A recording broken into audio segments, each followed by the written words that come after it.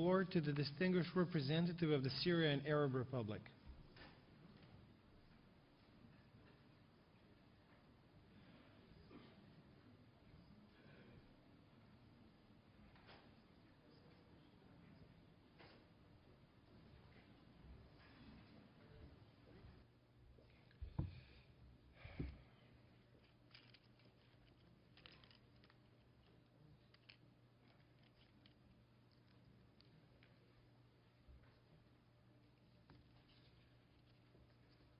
شكرا سيد الرئيس. Thank you, Mr. President.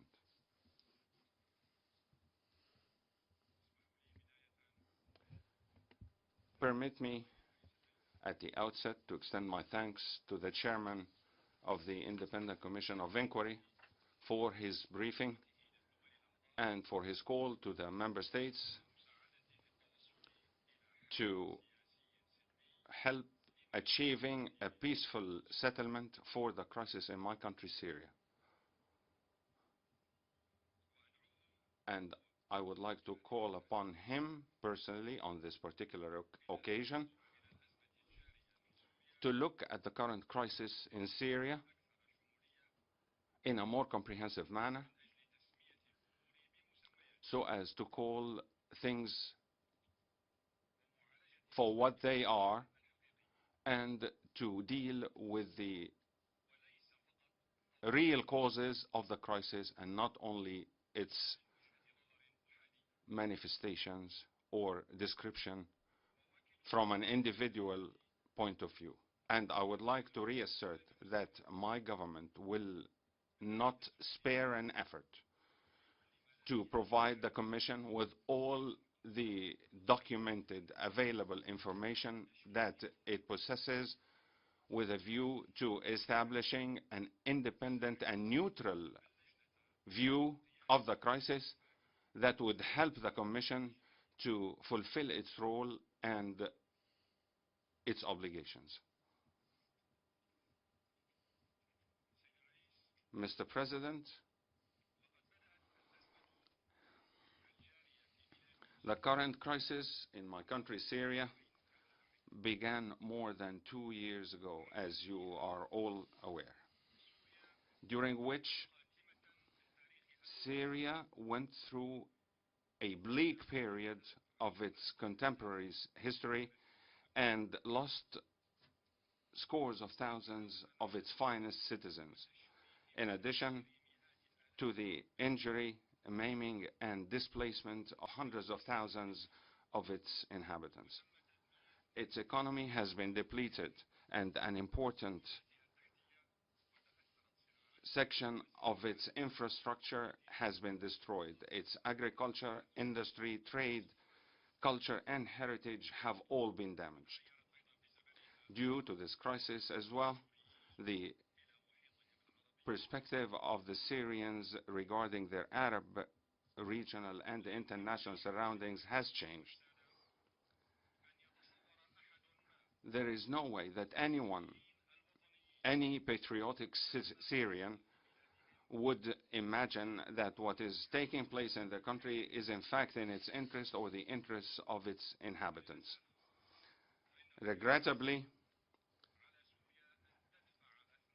it was necessary for Syria to bear a huge political price for its nationalistic pan-Arab positions and stances and for favoring the interests of its Arab brothers and its national independence.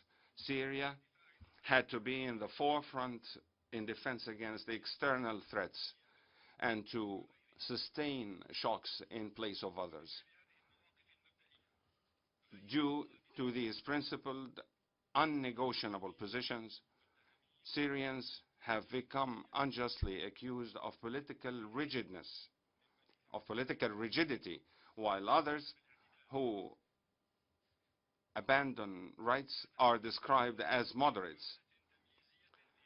Syrians began to be subjected to discriminatory treatments in many airports in the world, while citizens whose nationality is the same as those who committed terrorist attacks in New York, London, Spain, Mali, Syria, and everywhere else, have been receiving a preferable treatment. What the Syrians used to believe, that their Arab brothers would always have priority to their own, even in their country, Syria, was, as a matter of fact, due to a lack of awareness that part of their suffering can be directly attributed to this nationalistic and principled position. It seems that in Syria, there are many manifestations of these divisions of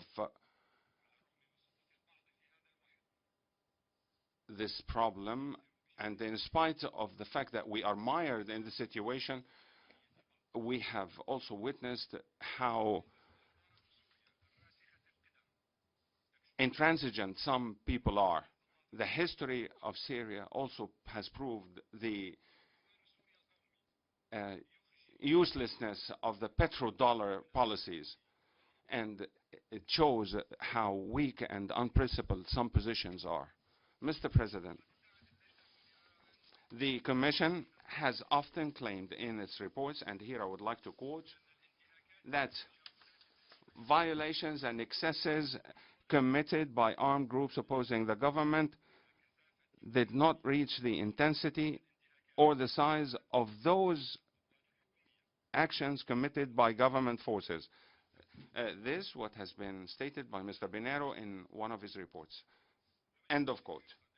It is truly regrettable, ladies and gentlemen, that today, more than 2 years of the crisis in Syria, the Commission of Inquiry continues to persist in its great exaggeration in its conclusions. It disregards or marginalizes certain fundamental issues.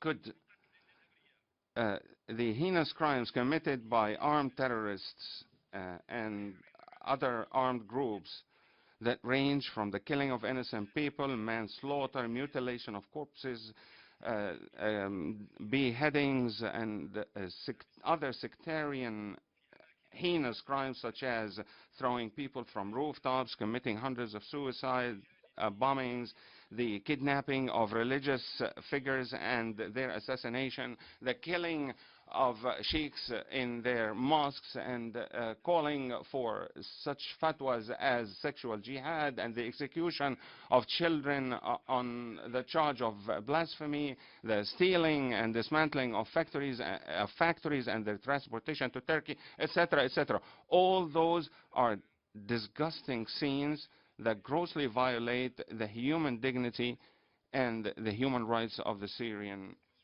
citizen. The question that I address to Mr. Pinheiro would be, all those crimes committed by terrorist groups, which are all documented and which the Commission is accusing the government forces for, would be true, would that assumption be true? What is surprising is that in spite of the issuance of many documented reports by international non-governmental organizations that confirm the activity of the al-Nusra Front, which is linked to al-Qaeda in Syria and Iraq, the Commission of Inquiry continues to persist in describing this particular group in all its reports. It refrains from characterizing those armed groups as terrorist groups. The report calls them armed groups opposing the government. It even goes to the extent,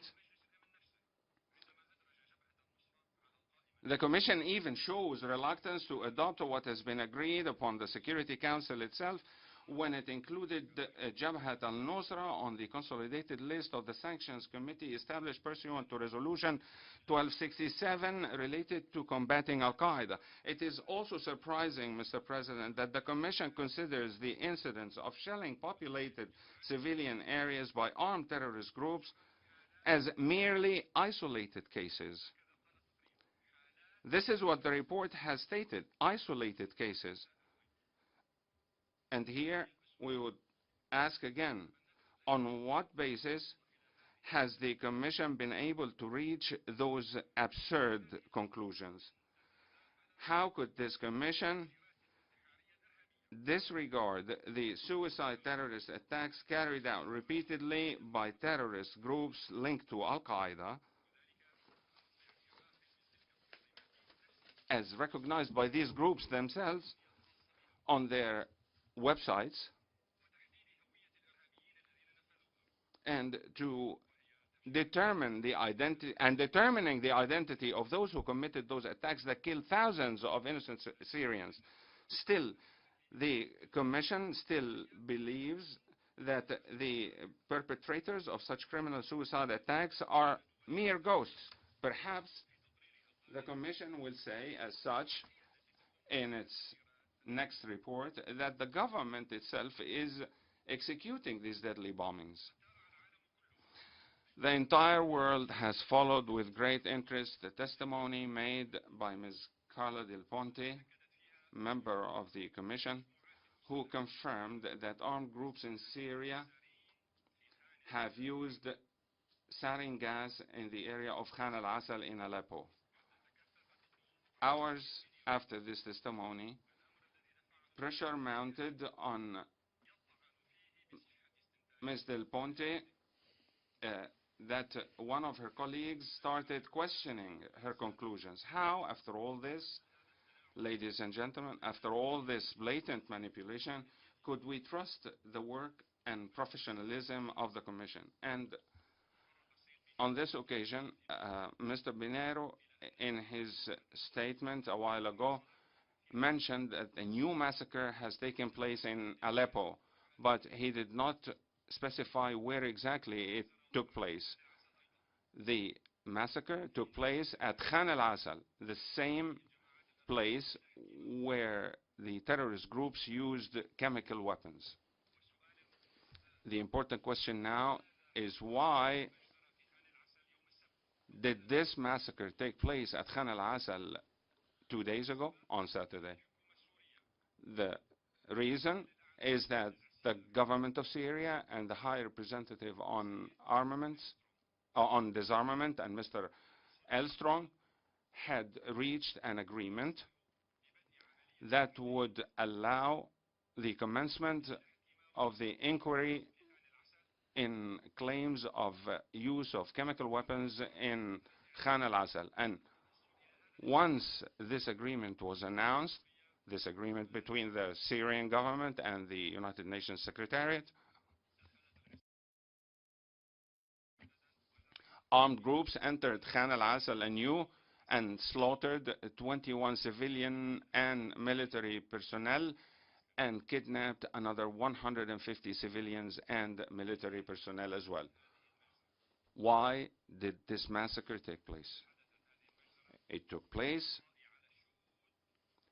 to exterminate the witnesses that would have testified before the Secretariat of the United Nations, indicating the identity of those who utilized chemical weapons.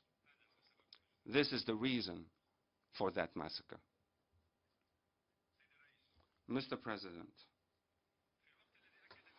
while the Commission confirms in its reports that some states have provided financial and media support to the armed groups, and it has also confirmed reports of regular arms smuggling across the border in large quantities, but the Commission ignored or omitted to mention the names of those states or regimes, particularly the Turkish regime, which fully opened its borders to the smuggling of arms and mercenaries, establishing training bases for those mercenaries on its own territories. This unjustified disregard to refer or to mention directly this subversive role by certain regimes such as Turkey, Qatar, Saudi Arabia, Britain, and France in supporting armed terrorist groups with money, weapons, training, free transit, and jihad as well. All this proves to us once more that the Commission is resolved to continue to act in one direction that does not serve the truth, and in non-compliance with the provisions of the resolutions of the General Assembly and the Security Council on counterterrorism and incitement to terrorism, particularly resolutions 1624 of 2005. It would have been necessary for the Commission, over the weekend, it also was reported that Saudi Arabia has purchased weapons in the amount of $50 million to be transferred to these armed groups in Syria. And this is the achievement of Saudi Arabia during the month of Ramadan, and we hope it is the last. The Commission of Inquiry should have focused in its report on armed robbery of Syrian property, part of the Syrian part of the human rights and the national rights of Syrian people. Armed robbery that is strongly combated anywhere in the country. The smuggling of oil and weaponry. Needless to say, everyone knows that the European decision allowing the imports of oil from those terrorist armed groups is a decision that is aimed to provide those terrorists with finance to purchase weapons to kill and displace more Syrians. The French Minister of Interior has recently recognized that there are some French personnel fighting alongside the armed groups. Those jihadis who are considered enemies if they remain in Syria, but if they come back to France, they would not be considered terrorists. If they practice terrorism on Syrian territories, then they are not terrorists. But if they come back to France, they are terrorists if they do that in Syria. But if they come back to France, they are not. The Syrian government has often stated that those conclusions of the Commission of Inquiry are politicized, unobjective, and are in line with the policies of certain states that are hostile to Syria. Syria, the state, the people, the institutions, and the army. Those reports, since the very beginning, have been part of the problem and not part of the solution. They have been used as an excuse to continue to oppose the Syrian government. The members of the Commission in the reports and statistics relied on unilateral sources in an unprofessional manner. The Commission has also recognized that it had conducted hundreds of interviews directly or through Skype with people whom it describes as of the opposition to the government from within and outside Syria, and with no other people, which makes all these testimonies, unilateral testimonies, unreliable and do not indicate the truth of the situation. In the first instance, some may believe that Switzerland, in addressing a letter to the Commission of Inquiry to provide a briefing to the General Assembly, is in fact keen, as a matter of principle, on issues of human rights, international law, and the resolutions of the General Assembly. However, the fact of the matter proves that Switzerland is exercising double standards in the interest of some suspect agendas by certain states. It suffices to say that the General Assembly, in its resolution 64/10 of the 5th of November 2009, has recommended to Switzerland as the depository of the Fourth Geneva Convention on the Protection of Civilians in Times of War, uh, recommended to the government to take the necessary steps as soon as possible to hold a meeting of the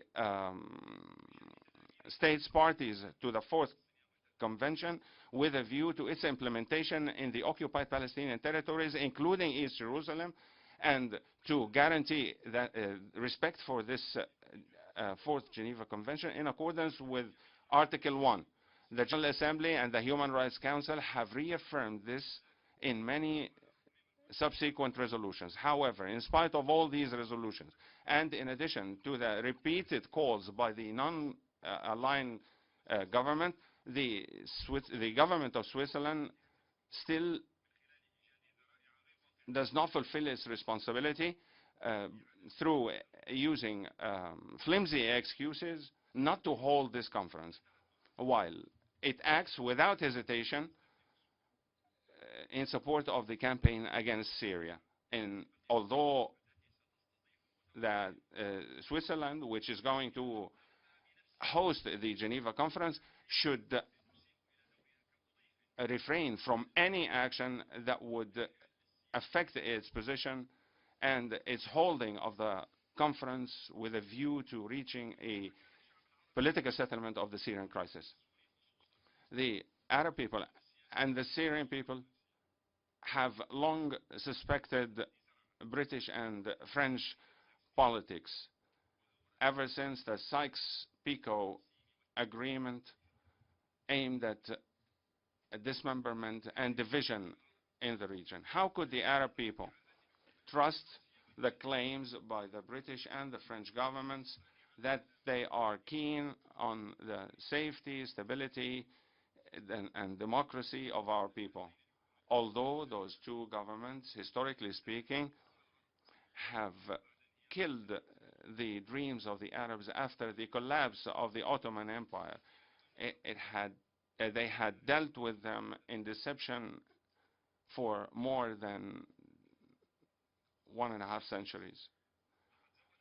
Mr. President, my government has often provided United Nations bodies with documented proof indicating the huge losses of the Syrian people due to unilateral policies by other countries in many sectors of the country, in the industry, the agriculture, and other important sectors. Why is there no trace of these unilateral actions against Syria in any conclusions or recommendations by the Commission of Inquiry? Those unilateral measures against Syria are in themselves violations of human rights in accordance with many documents issued by the United Nations Security Council and the General Assembly. How could this community, called by some as the international community, how could it allow the ruling regimes in Saudi Arabia, Qatar, and Turkey to sponsor fundamentalist terrorism openly? How could the Western governments that have suffered from this takfiri jihad for long, how could they sponsor and support this kind of terrorism? How could they finance and arm this type of terrorism against a citadel of moderation in the region? Aren't these all legitimate questions, ladies and gentlemen? Could anyone think for once that the long moderate history of Syria, religiously and historically, has protected the peoples of the region many times from the fundamentalist craziness that has swept the area, that aims at returning us to the Dark Ages? When Syrians agree in their homes and amongst themselves, they will become stronger and more confident in standing up to opportunistic interference in their internal affairs. This way, they will be victors against terrorism. They will protect religion from this moral deviance, and they would advance Islam and counter its enemies. Syria will only be built by its own people. No one will be more concerned for Syria more than its own people, and no one will protect Syria from external ambitions except its people. This is a genuine call to all to put an end to harming Syria, a call to the Syrians in particular to nurse their wounds, to end their sorrow, and to build their country together in a manner to which we all aspire, to make the Syria of tomorrow better than the Syria of yesterday. And I do not believe that this objective would cause any argument amongst the Syrians if they decide to unite to defend their country against its enemies and the enemies of its unity. The struggle of power on the international scene at present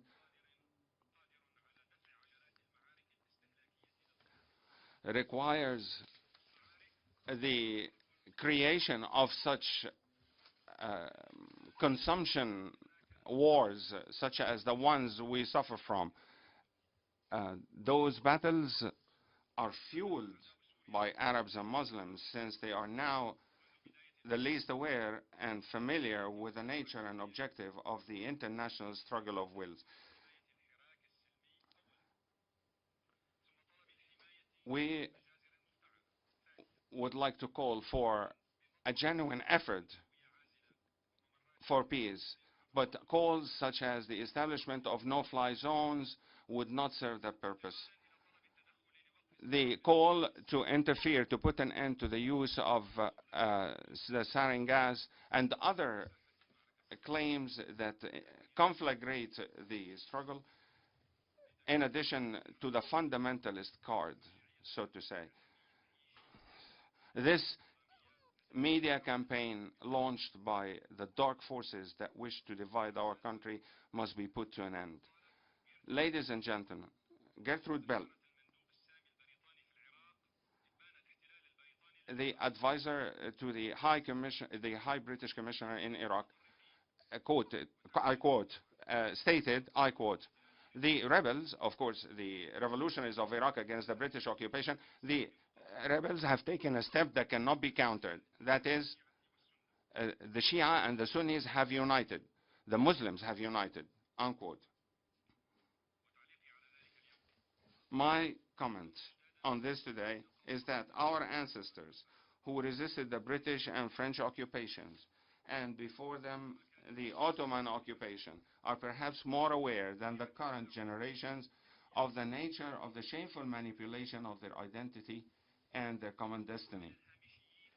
Some of the marginal actors in our national consciousness are playing a narrow role and are happy with these roles and the mission they serve, without realizing what meager status they have in the plan in our region. The war waged against Syria, Iraq, Lebanon, Egypt, and others will only lead to the destruction of the historical identity of the peoples of the region and their moderate role through the destruction of the moderate and open Islamic fabric by submerging it in a delusory Sunni Shiite Christian conflict, which reminds us of the European Dark Ages.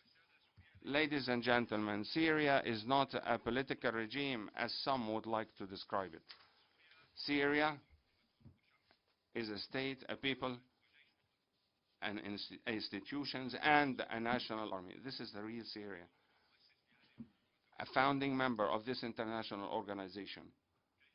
How could a genuine Syrian or Arab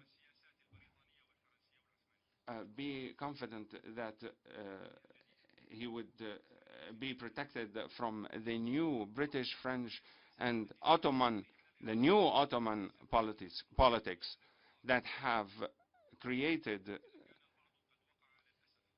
our suffering for scores of years. If some are victim to a certain illusion, I believe Syrians are aware of how they should protect their country and what great sacrifices they must make to preserve their dignity and their nationality and territorial integrity. I may be the permanent representative of the Syrian Arab Republic to the United Nations, but I am as well one of those who know the reality of international politics, of multilateral international politics in this international organization.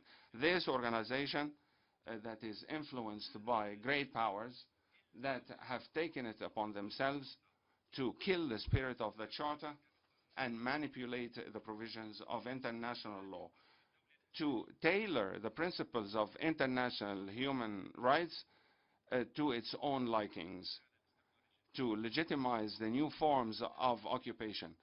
Powerful states that are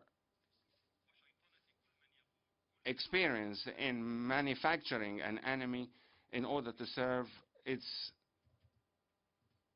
objectives in interfering in the internal affairs of others. I may choose the easy solution. That is to be at the wrong place at the wrong time and on the wrong bet. As some Syrians are having become victims to simplification or illusion. But the service of my nation is a duty that cannot be abandoned. Patriotism cannot afford any such mistakes in difficult times. And national and patriotic beliefs reflect that spirit. To fulfill my national duty, and to fulfill our national duty requires all Syrians to find the common denominator that would help them save their country and unite them and make the Geneva Conference a success, if they are truly keen on preserving the sovereignty, territorial integrity, and destiny of all Syrians. Manipulating the destinies of other peoples, other countries, other governments is before us all. I am not going to mention the names of states or peoples, but we all know who is doing what. Blood continues to be spilled in many places, blood that some would like to call a manifestation of the spring. The disappointment of that spring is now a glaring fact before our eyes. Suffice it for us to see what we have before us. Thank you, Mr. President.